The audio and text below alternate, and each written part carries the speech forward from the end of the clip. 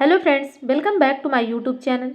Friends, आज के video में आप देखने वाले हैं यूजीसी नेट के पाठ्यक्रम में लगी हुई कविता खुरदरे पैर। इस कविता को नागार्जुन जी ने लिखा है और ये कविता बहुत ही मार्मिक कविता है, बहुत ही अच्छी कविताओं में से है।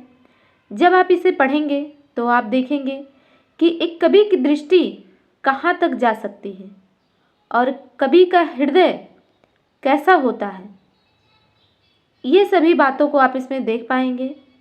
और अगर आप हिंदी साहित्य के विद्यार्थी हैं तो संवेदना का विकास ये कवि लेखक में होना बहुत ही आवश्यक होता है और हिंदी साहित्य के विद्यार्थियों के अंदर भी संवेदना होनी चाहिए। तो आप जब इस कविता को पढ़ेंगे तो आपको संवेदना का विकास भी आपके अंदर होगा। तो इसलिए हम इस कविता को बहुत अच्छे तरीके से देखेंगे, पढ़ेंगे, इसके अर्थ को समझेंगे और कवि क्या कहना चाहता है खुरदुरे पैर के माध्यम से यह भी देखेंगे। लेकिन इसके पहले हम नागार्जुन जी के जीवन परिचय को देखते हैं और उनकी कुछ रचनाओं के विषय में देख लेते हैं। नागार्जुन जी की 3 कविताओं को हमने इस खुरदुरे पैर के पहले पढ़ लिया है और उसमें भी हमने जीवन परिचय और रचनाओं को देखा है। अभी हम रिवीजन के तौर पर एक बार सरसरी निगाह से देख लेते हैं। और अगर आपने इसके पहले देखा है तो आपको अगर नहीं देखना है तो आप थोड़ी देर के लिए स्किप कर सकते हैं। जब कविता स्टार्ट हो वहाँ से आप स्टार्ट करके देख सकते हैं, और नहीं तो 1-2 मिनट का टाइम लगेगा। आप उसे पूरा रिवाइज भी कर लीजिए, जिससे कई बार जब हम किसी चीज़ को पढ़ते हैं तो वो कहीं ना कहीं हमारे मन मस्तिष्क में बैठ जाती है। तो देखते हैं नागार्जुन जी की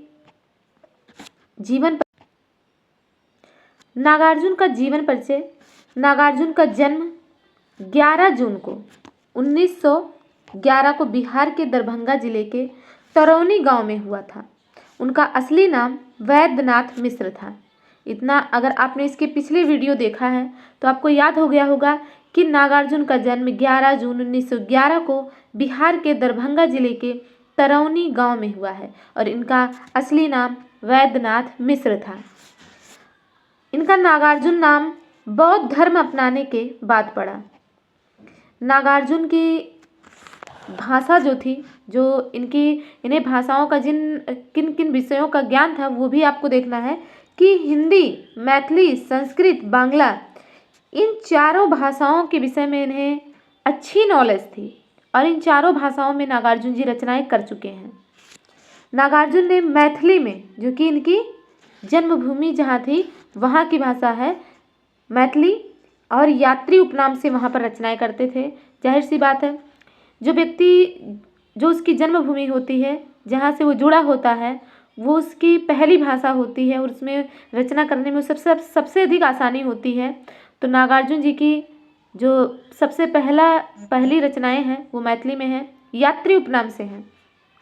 इसके बाद है नागार्जुन ने जयदेव के गीत गोविंद का भावानुवाद 1948 में किया है और इन्हें 1965 में साहित्य अकादमी पुरस्कार भी मिला है इनके ऐतिहासिक मैथिली रचना के लिए। देखिए, इन्हें साहित्य अकादमी पुरस्कार भी अपनी भाषा की रचना के लिए मिला है। पत्रहीन नग्नगाछ। पत्रहीन नग्नगाछ, इसमें 52 कविताएं सम्मिलित हैं। 52 कविताओं का एक संकलन है और पत्रहीन नग्नगाछ के लिए इन्हें 1965 में साहित्य अकादमी पुरस्कार मिला। नागार्जुन की रचनाएं, हम सबसे पहले इनके काव्य संग्रह को देखते हैं।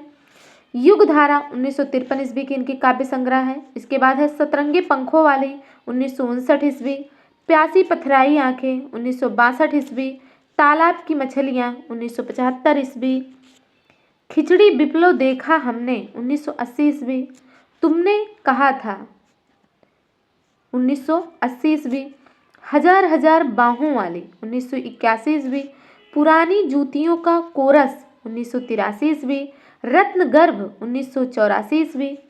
आगे है ऐसे भी हम क्या, ऐसे भी तुम क्या 1985 ईस्वी, आखिर ऐसा क्या कह दिया मैंने 1986 ईस्वी, इस गुब्बारे की छाया में 1990 ईस्वी, भूल जाओ पुराने सपने 1994 ईस्वी, अपने खेत में 1997 ईस्वी।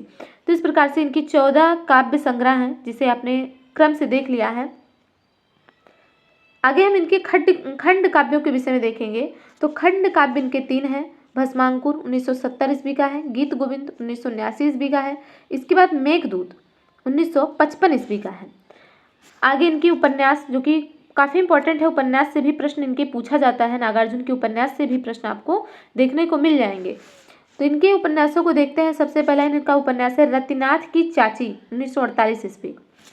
आगे है बलचनमा 1952 ईस्वी, नए पौध 1953 ईस्वी, बाबा बटेसर नाथ 1954 ईस्वी, वरुणा के बेटे 1957 ईस्वी, दुखमोचन 1957 ईस्वी, कुंभीपाक 1960 ईस्वी, हीरक जयंती या अभिनंदन 1962 ईस्वी, उग्रतारा 1963 ईस्वी।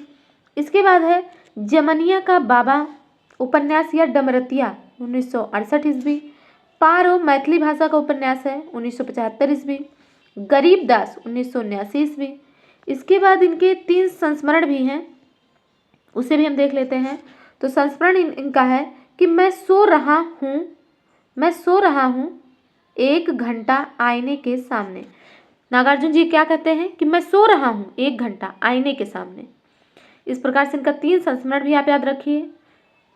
विशेष नोट में आप देखेंगे कि नागार्जुन की जो समस्त रचना है वो सभी नागार्जुन रचनावली नाम के संकलन में सारी रचनाओं को संकलित किया गया और ये संकलन जो है वो 7 भागों में प्रकाशित है। इसके बाद हम कविता खुरदुरे पैर को देखेंगे। तो खुरदुरे पैर नागार्जुन की कविता है जो कि इनके सतरंगे पंखों वाली काव्य संग्रह से ली गई है। प्रकाशन वर्ष इसका 1961 ईस्वी है। जो खुरदुरे पैर है इसे नागार्जुन जी ने कलकत्ता में लिखा है। तो ये भी आप याद रखिए कि कलकत्ता में इन्होंने लिखा है। और जो खुरदुरे पैर है ये एक रिक्शा चालक के ऊपर है। कलकत्ता में आप सोचिए कि वहाँ पर रिक्शा चालक बहुत अधिक मात्रा में उस समय मिलते थे। तो वहाँ पर हो सकता है कि नागार्जुन जी सफ़र कर रहे हों, कहीं जा रहे हों और रिक्शे पर बैठे हों और उन्हें रिक्शा चालक के पैरों की स्थिति देखने को मिल गई हो, इसी पर उन्होंने कविता कलकत्ता में लिखी है। तो देखते हैं नागार्जुन जी पैर को देखकर क्या सोचते हैं और किस प्रकार की कविता करते हैं, ये हम पढ़ते हैं।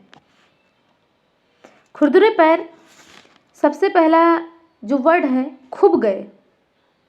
देखिए इसमें कोई बड़ी पंक्ति नहीं है, छोटी सी 2 शब्द हैं इसमें, छोटा सा खूब गए। दूधिया निगाहों में फटी बीमारियों वाले खुरदुरे पैर। अब आपका शीर्षक भी आ गया, कविता का शीर्षक। तो खूब गए, खूब गए का मतलब आप यहाँ पर कई तरीके से ले सकते हैं। खूब गए का मतलब आपको दिख गए या फिर आपके आँखों में धंस गए, इस प्रकार से भी आप ले सकते हैं। दूधिया निगाहों में, और निगाहें कैसी हैं, जिससे देखी जा रही है, आँखों में जो रच बस गई वो कैसे निगाहों में रच बस गई, दूधिया निगाहों में। दूधिया का अर्थ यहाँ पर स्वच्छ, सफ़ेद, निर्मल से लिया जाएगा।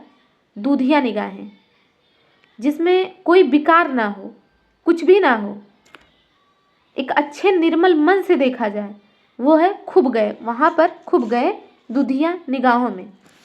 फटी बीमारियों वाले, और वो भी कैसे हैं, जो खुरदुरे पैर दिख रहे हैं वो फटी बीमारियों वाले, यानी पैरों में बीमारियाँ फटी हुई हैं।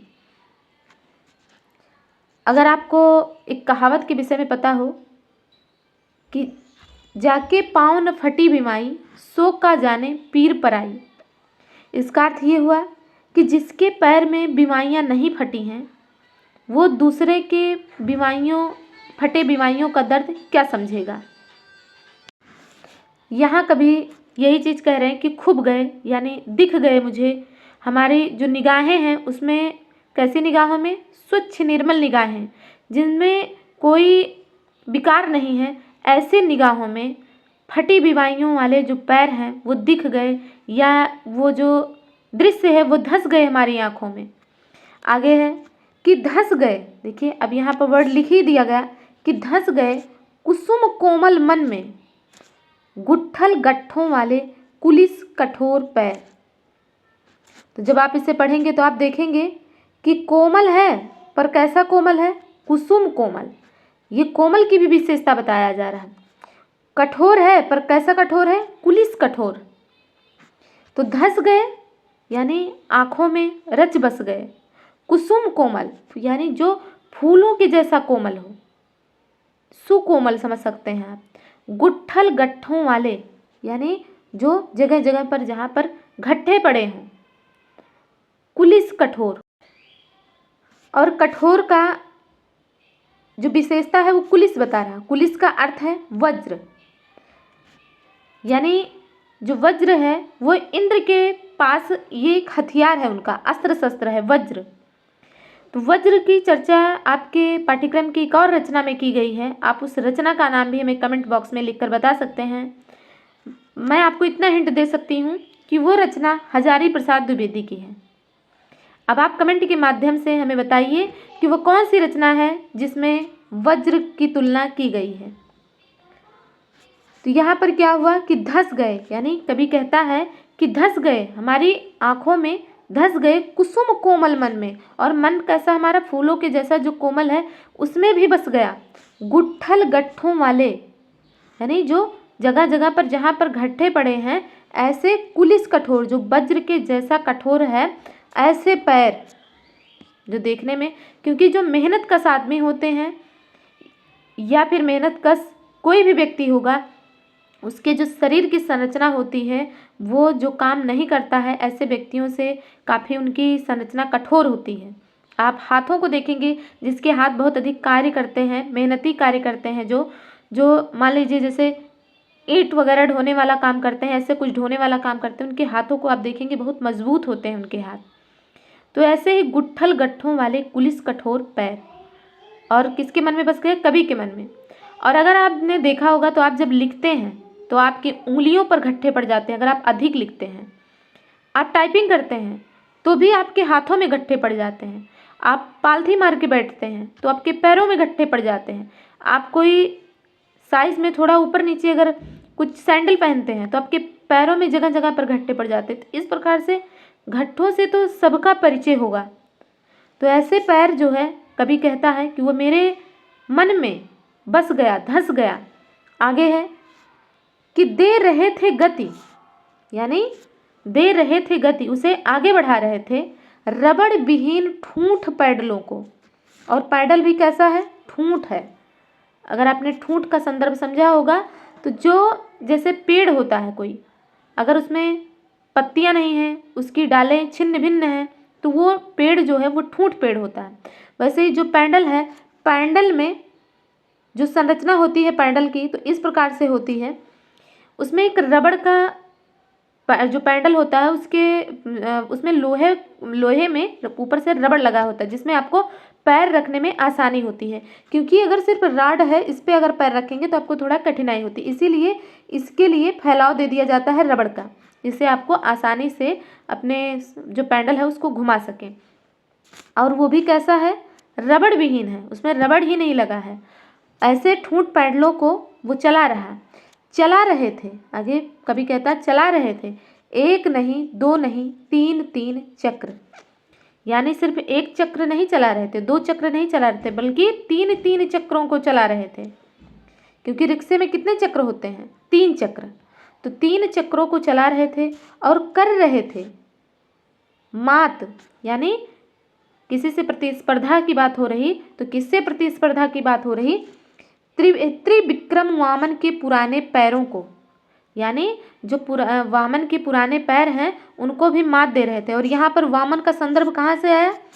जब विष्णु भगवान ने वामन का अवतार लिया। वामन का अर्थ है बौना, यानी जिसकी हाइट जो सामान्य से बहुत अधिक छोटी होती है उन्हें आप बौने के रूप में जानते हैं। अब बौने को ही वामन कहा जाता है।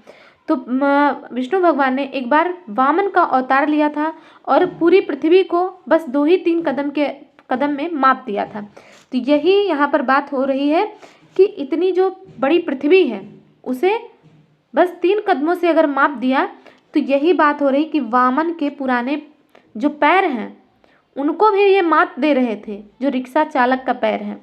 और नाप रहे थे, क्या नाप रहे थे? धरती का अनहद फासला।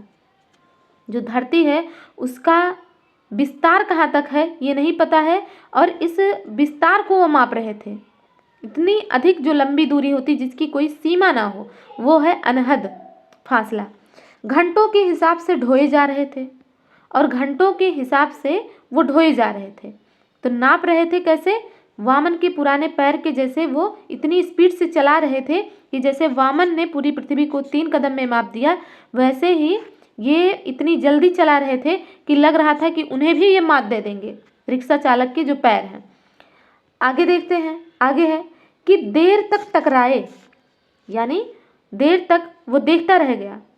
जिसके विषय में जो कवि है अगर इतनी कल्पना कर लिया कि वामन तक वो पहुंच गए, तो जाहिर सी बात है कि उनकी निगाह वहीं पर रुकी होगी, तभी वो काफ़ी इतना ज़्यादा चिंतन कर सके उसके विषय में। तो देर तक टकराए, देर तक वो देखते रहे। यहाँ पर आप सोच सकते हैं कि जैसे आप किसी को देखते हैं, कोई आपको बहुत सुंदर व्यक्ति दिख गया, स्त्री पुरुष कोई भी अगर बहुत सुंदर कोई दिख गया तो आप उसे मुड़ मुड़ के देखते हैं। अगर वो व्यक्ति जा रहा तो आप उसे मुड़ के देखेंगे, नहीं तो लगातार देखते रहेंगे। तो यही बात यहाँ पर हो रही। और यहाँ पर जब बात आ गई मुड़ मुड़ के देखते हैं, तो आप ये भी कमेंट करके बताइए कि मुड़ मुड़ के देखता हूँ ये किसकी रचना है और इसकी जो विधा है वो क्या है। तो देर तक टकराए, यानी देर तक वो टकटकी लगाए देखता रहा उसकी आंखों में, क्योंकि वो धंस गए, वो बस गए। उस दिन इन आंखों से वो पैर, यानी देर तक वो टकराए, देर तक वो देखता रहा इन पैरों को, और कहता भूल नहीं पाऊंगा फटी बीमारियाँ। जो चीज़ें बहुत ज़्यादा देर तक देखी जाती हैं वो आपके आँखों से हृदय तक बस जाती हैं और आप उन्हें भूल नहीं पाते हैं। कोई चीज़ अगर आपने एक झलक देखा है तो उसे आप भूल जाएंगे, पर किसी चीज़ पर अगर इतना चिंतन मनन हो गया तो आप उसे नहीं भूल पाएंगे। और इसीलिए नागार्जुन जी का जो जीवन परिचय, जो रचनाएं हैं, उन्हें हम पूरे सभी कविताओं में एक बार रिवाइज आपको करवा दे रहे हैं, जिससे आपको कहीं भी नागार्जुन के जन्म के विषय में पूछा जाए, उनकी रचनाओं के विषय में पूछा जाए, तो आप अच्छे से उसे कर ले जाइए। तो क्या कहते हैं कि भूल नहीं पाऊंगा फटी बीमारियाँ, खूब गई दुधिया निगाहों में, जो कि हमारे स्वच्छ निर्मल निगाहों में बस गई हैं और धंस गई हैं हमारे फूलों के जैसे कोमल हृदय में। तो इस प्रकार से ये कविता यहीं पर कंप्लीट होती है। और आपने देखा होगा कि जो कवि है उसका हृदय कैसा है, कुसुम कोमल है, उसके हृदय और उसकी निगाहें कैसी हैं, दुधिया निगाहें हैं। और आप देखेंगे कि जो संवेदनशील व्यक्ति होते हैं वही संवेदना से युक्त जो कविता या कोई लेख कुछ भी लिख सकते हैं। तो इतनी संवेदना होना आसान बात नहीं होती है, और इसीलिए नागार्जुन को जन कवि कहा जाता है। इन्हें जन कवि की भी संज्ञा दी गई है कि जो जन को देख सकते हैं, उनके पीड़ा को समझ सकते हैं। आप देखते होंगे इसके पहले भी हमने जैसे शासन का बंदूक कविता पढ़ा, तो उसमें इन्होंने सत्ता पर कड़ी प्रहार किया है। अकाल दर्शन में इन्होंने सत्ता के ऊपर व्यंग्य किया है। तो इस प्रकार से नागार्जुन जी की कविताओं में हर एक कविता में आपको कुछ अलग ही फ्लेवर मिलता रहेगा। नागार्जुन जी की कविताओं को अच्छे से आप ज़रूर पूरा से पूरा ज़रूर पढ़िए और इस वीडियो को पूरा देखिए, और लास्ट में आप कमेंट के माध्यम से हमें भी बताइए कि आपको कैसा लगा ये वीडियो। और देखते हैं नागार्जुन जी के विषय में एक आध कथन भी देखते हैं, जिससे कथन के विषय में भी हमें परिचय होता रहे। और अगर आपके एग्जाम में कथन से भी प्रश्न पूछा जाए तो आप उसे अच्छे से कर लीजिए। तो पहला कथन है, स्वयं नागार्जुन जी का कथन है कि इन्होंने अपनी कविता प्रतिहिंसा ही अस्थाई भाव है के संदर्भ में लिखा है, यह तो नागार्जुन साहित्य का मैनिफेस्टो है। तो इन्होंने अपनी जो प्रतिहिंसा ही स्थायी भाव है उसे नागार्जुन साहित्य का मैनिफेस्टो बताया है। इसके बाद है दूसरा कथन कि काव्य में व्यंग व विद्रोह के कारण नागार्जुन को, देखिए इनके काव्य में व्यंग भी रहता और विद्रोह भी। तो डॉक्टर नामवर सिंह ने इन्हें क्या कहा? डॉक्टर नामवर सिंह ने इन्हें कहा आधुनिक युग का कबीर। हिंदी में कहते हैं आगे, हिंदी में व्यंग्य या तो निराला ने लिखा है या नागार्जुन ने। तो इस प्रकार से नामवर सिंह जी ने इन्हें आधुनिक युग का कबीर की संज्ञा भी दी है। और यहीं पर आपका वीडियो कंप्लीट होता है। आपको ये वीडियो कैसा लगा ये हमें कमेंट के माध्यम से ज़रूर बताइए।